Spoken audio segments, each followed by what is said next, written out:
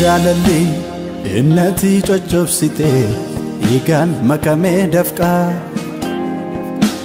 nafalmiteemi bakka buuteem du'a koo naftaateem iddoo baqaa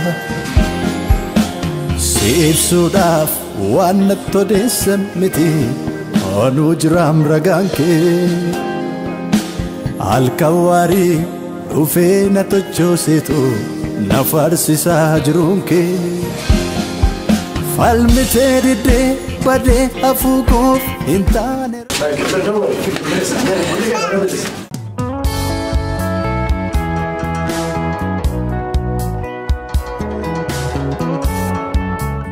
ani maqaan koo barsiistuu Adaanech Tasammaan jedhama. Kan dhufee Wallagga Lixaa aanaa Laaloo Saabii magaalaa Naangoorraati. Inni bira dhaabatu immoo mucaa koodha Beekamaa Amsaaluu jedhama. Ani kan inni dhugaa ba'u mucaan kun bara 2011dha. Ji'a shanaffaa keessa madaa miillaatiin qabame jechuudha. Kana booda mana yaalaatti geesseennaan qorichi mana yaalaa fayyisuu hin danda'u. Qoricha aadaa yoo itti dibde malee naan jedhani. Kana booda qoricha aadaa funaanuutti hin ka'e jechuudha. Bakka hundumaa deemee na nafne lafti hin jiru. Qorichi sun torbanitti si'a lama dibama. Guyyaa roobii fi guyyaa jimaataa dibama ture. Kana booda yeroo qoricha sanatti dibu hin bu'a ture mucaan kuni. Yeroo qorichi dibamu sana hin guba waan ta'eef hin bu'a. Miilli isaa kun hin dhiiga. Baay'ee siqaa ikkoon argee wajjin hin bu'a jechuudha. Mucaan tokko naa wajjin jirti.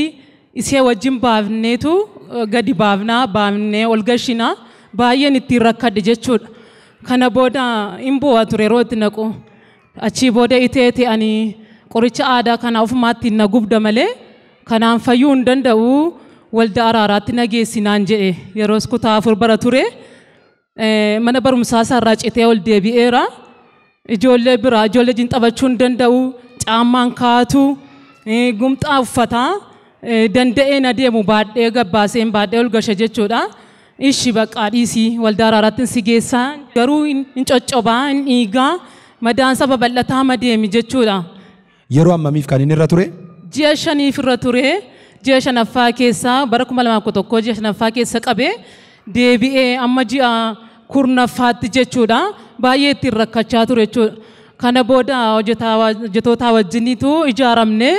Waldaa araaraa kana as lafa kanarra dhufne jechuudha. Laayinii irra nu gashanii laayinii irra gallee raajiin faa dhufanii itti bu'anii darbanii ammayyuu ani garaan kun mana shakkee jechuudha.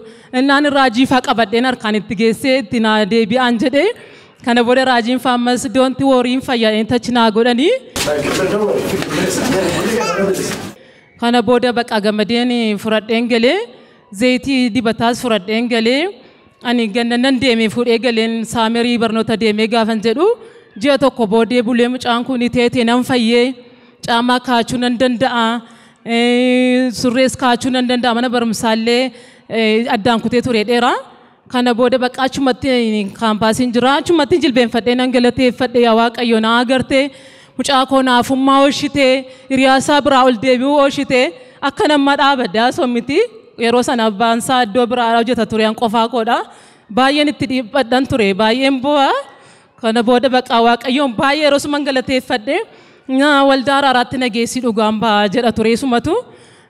Kana booda haalli xinnoo waan nu rakkisuuf karaarra bubbulee jechuudha harka dhuga baatiin kuni. Har'a garuu Waaqayyo mucaa koo naafa oolchee hiriyaasaa biraa ol deebi'uu oolchee barnoota isaattillee deebi'ee akka inni baratu Waaqayyo isanaaf godhee nama keessa dhaabatee akka inni hiriyaasaa wajjin qixxee dhaabatu sanaaf godhe kana Waaqayyoon naa galateeffadha.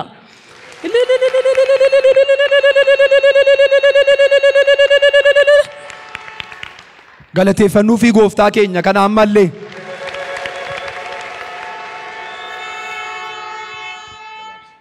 Tole egaa haati kee waa baay'eedha kan isaan kaasanii dhibee kee wal qabsiisanii jechuudha. Mee waan isaan hin dubbanne waan dubbattu yoo qabaatte dubbadhu. Tole Waaqayyoof galatu anaan gaana dhukkubaa ture gaarrafuu miilla koo kana ammasitti sarbaa gaditti mildilibsii irra bu'u jechuudha.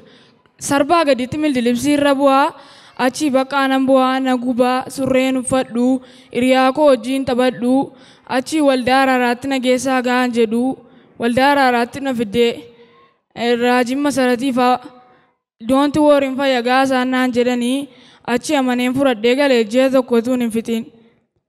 Waaqayyoon afaysee kanaa waaqayyoon naa galateeffadha jechuudha.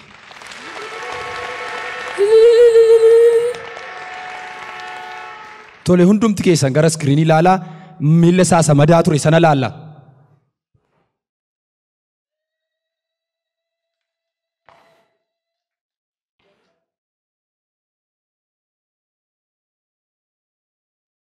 Madaa ji'a 5 irra ture gooftaan keenya garuu isa qoorse miilla isaan qoorse amma madaa turre jira miti miilli isaa nagaadha gooftaa keenya kan ammallee galanni guddaan hin taaf.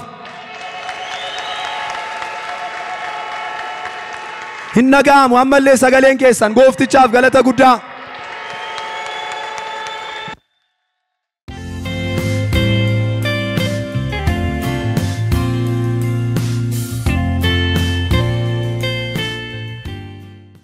መምህርት አዳነች ተሰማና ልጇ ከምዕራብ ወለጋ ዞን ከላሎ አሳቢ ወረዳ ከእናንጎ ከተማ ነው የመጡት።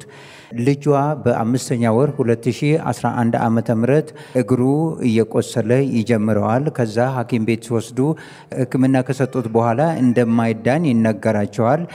ሰዎችም በሐኪም ቤት ይህ አይዳንም በአበሻ መድኃኒት ካልሆነ በስተቀር ብለው ይነግሯቸዋል። ከዛ በኋላ የአበሻ መድኃኒት ወስደው በአበሻ መድኃኒት ይጠቀም ነበር። ልጁም አሁን እንደመሰከረው እኔ ከባቴ በታች ብርድ ልብስ እሱ ላይ አይደርስም፣ ሱሪ መልበስ አልችልም፣ በጣም ያመኛል፣ በጣም ያቃጥለዋል፣ የዛኔ ቁስሉ ይመረቅዛል፣ ይደማል፣ በጣም በዚህ ይሰቃይ ነበር። የአበሻ መድኃኒቱ ደግሞ ረቡዕና አርብ ነበር የሚቀባለት። እናቱ ሲቀባለት ስለሚያቃጥለው ልጁ በጣም ያለቅሳል። እኔም ከሱ ጋር በጣም አለቅስ ነበር። የዛኔ እኔ ብቻዬን ነበርኩኝ፣ ባለቤቴም ከኔ ጋር አልነበረም። በዚህ አይነት ሁኔታ እየተሰቃየ በ10ኛ ወር 2011 ዓመተ ምህረት ወደዚህ ወደ አራራዋ ቀዮ አዱኛ ቤተክርስቲያን ይዛው ትመጣለች። እዚህ ከመጣ በኋላ የእግዚአብሔር ሰው ነቢይ መሰረት ታዬ ከጸለዩለት በኋላ ዶንወሪ ይድናል ብለው ነገሯቸው። አትዘኚ ልጁ ይድናል ብለው ለልጁ ጸለዩለት። ከዚህ ከገባ በኋላ ብዙም ሳይቆይ እግዚአብሔር ሙሉ በሙሉ ከማይዳን በሽታ አድኖት የእግዚአብሔርን የማዳን ኃይል መስክረዋል። እኛ ትንሽ ምስክርነቱን የቆየነው የትራንስፖርት ችግር ስለነበረ ቆየን እንጂ ይሄን ያክል መቆየት አልነበረብንም ብለው የእግዚአብሔርን የማዳን ኃይል መስክረዋል። እኛም ለዚህ ሁሉ ለእግዚአብሔር ክብር እንሰጣለን።